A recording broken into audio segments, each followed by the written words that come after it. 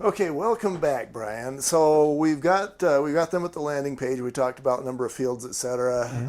But the landing page has to have a particular look, I would imagine, in Yeah. order to make it be successful. Right, exactly. And this is, I think, really where you're trying to bring out a lot of emotion. I mean, you're trying to do it the entire time, but now you can really get, you know, you can be a marketer now, right? And you can kind of have a little bit more of the salesy type of strategy involved here. And again, with inbound, you can't go wrong as long as you're providing the right content and context. It's never a true sale. It's a true guide.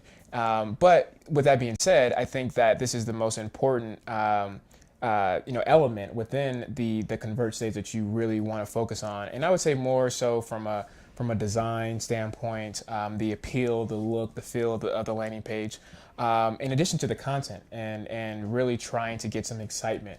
And so when you set up your landing page, you can actually have the form on the top of the landing page.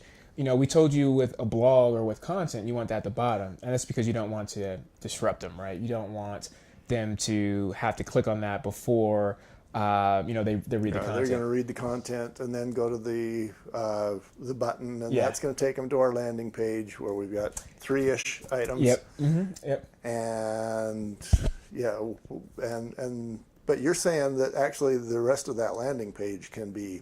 Yeah, so when they go to the landing page, you can have you definitely want to have a title first and foremost, right? You want to have an eye-catching title that says,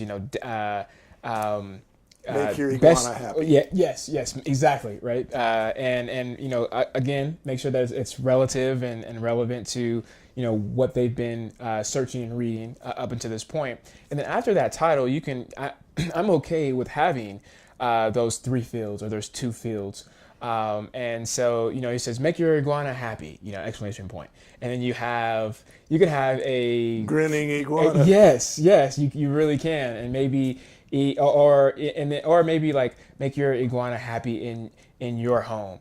And then have him, like maybe sitting down or laying down on a couch with a, drink and umbrella, something fun and creative, and cheesy, right? I like to say cheesy, but it works. And then you can kind of have that landing page that form for them to fill out, and basically right before that you can say download the 10-step guide on how to make your iguana love your home. And then you have field one, field two, field three, and then you have a button, which is the call to action of download now. So fill it out, download now. And that call to action button on the landing page, that still applies to the call to actions that we discussed earlier in this course. You still want it to stand out. You still want it to be somewhat a part of your look and feel of your brand. And that's fine right there. Now you can stop that, but I wouldn't recommend it. I would have more content now that's describing what you're going to get in the actual offer.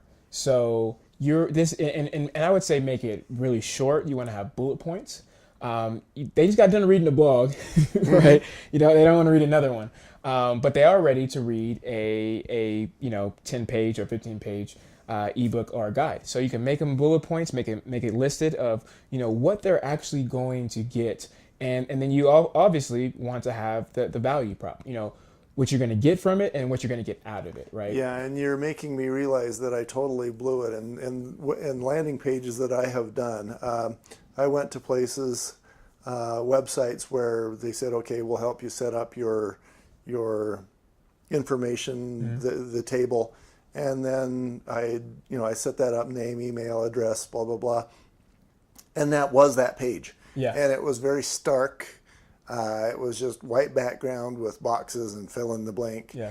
And it wasn't inviting. It wasn't. It did nothing to make the buyer feel more comfortable about giving me his information. Right, exactly. Because you got to think about the full journey, right? From start to finish. You always got to keep that in mind. That helps you out. Because you've given them an interesting discussion through that content, through that blog. But now you're saying, hey, here's how this piece is going to help you specifically by here, by this, by this. This ebook will do this for you. It will do that for you, and you're gonna get these type of benefits from it. And yeah, so you're building up that emotion, and again, still relevant to everything that you've done. Yeah, and that whole picture of a lizard laying on his back, having a lemonade, Yep. Is going to take away a lot of my basic. Yeah. I don't know if the word is fears or hesitations. Yeah. Right. No. The trust. I think that's really what it comes down to. And what's the best way for us as humans to trust anybody? It's consistency, right? And so as I'm moving through this journey, and I see consistent messaging, consistent imaging, and branding and styling, etc., then that trust resonates. And not only that, it resonates with my initial problem, right? And I start to feel, warm, nice and fuzzy, but I start to trust that you have the proper solution, for my problem. And so what I've seen is, in best practices, what I would recommend as well, after you write those bullet points, those lists, and you can bold those out and have the actual bullet points. You can have 1, 2, 3, 4, 5, whatever the case is, and then have another form right there. With the call to action, without having the form on a landing page, like an email. I think an email is okay to have, maybe 2 or 3, call to actions within the body. Probably not too much, but I'm okay with it. I probably personally wouldn't do it, but I'm okay if that were to occur. But on a blog or something along those lines where you can be disruptive, you want to have 1 at the bottom. This one, you want to kind of be annoying in a professional, nice way, right? It's hard. It's an oxymoron, but you want to continue to download now, and I've seen a couple of really good landing pages where it's title, form, the 3 fields, content, 3 fields, content, 3 fields, and so it's as you are reading. Basically, the strategy is if you haven't downloaded here, I gotta convince you, and you got to this section, you still haven't downloaded. I had to convince you more. So you got 3 fields: content, 3 fields. Are these 3 fields the same as these 3 fields? Or yeah. So the fields will always be the same. You don't want to change those up, but the messaging and the content could be different. And so after you have those bullet points, you could have another field. Right, your second field, and if they don't download or submit at that time, you can have another piece of content, which instead of having the bullet points, you can have a video.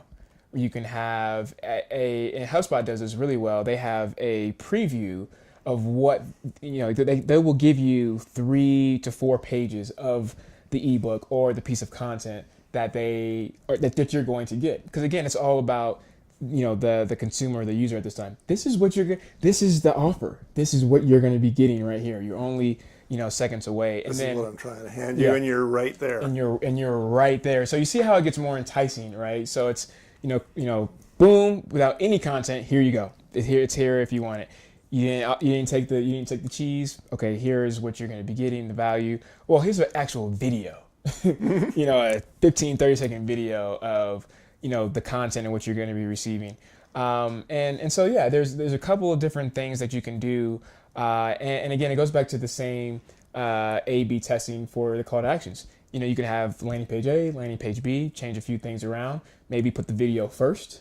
Mm-hmm. That's what I like to do, especially with millennials just taking over and everything becoming so visual and on the spot, right? Everything's on demand, and a video definitely helps with that. I don't have to read content, and even though you have bullet points, I can actually sit there and watch it, which is easy. And I know a number of people who will tell you that they don't know how to write well, and they don't want to try and write a white paper or a book or whatever, but they don't really have a problem with putting their phone in front of their face and recording a couple minutes of video. Exactly. And instead of saying, content is content.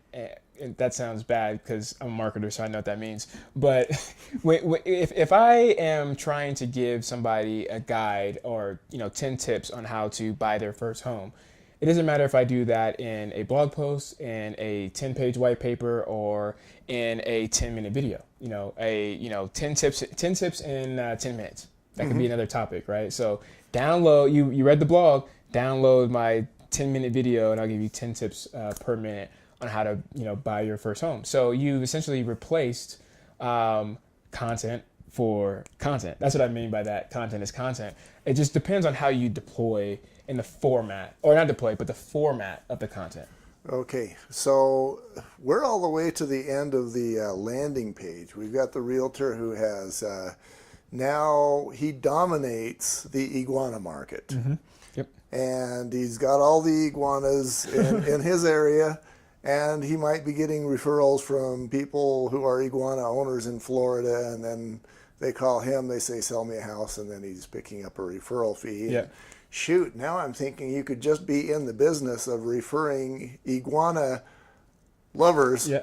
That could be your whole business. Yeah. You wouldn't have to ever sell a house You again. wouldn't have to do anything. Nope. And you could do that for multiple things. And here's a nice little, bonus tip to kind of recap everything. And again, it's making all of this, the convert stage is creating actionable items and actionable tasks for your consumers, right? And making sure that it's all relevant. And something that I like as a tip, and this is me personal, I like to do things that are not professional. Even to the fact, I kind of am annoyed now with even emails. And Garth, you probably can think now and look back, and even in the future, you'll notice how I go, oh, okay, so, or I don't like to start with Garth, comma, space. Can you, I hate that. I like just conversational approaches. I like to humanize things. And a good call to action that and strategy that I use, instead of say, download, the iguana guide, you can have a call to action that says, make your iguana happy now. Focus on the human and have it conversational as best as you can. Okay, thank you. So now we've done the attract stage and we've done the convert stage. The next class that we're going to do is The close. close. Stage. Yep. Thank you for being with us, and thank you, Brian. Thanks.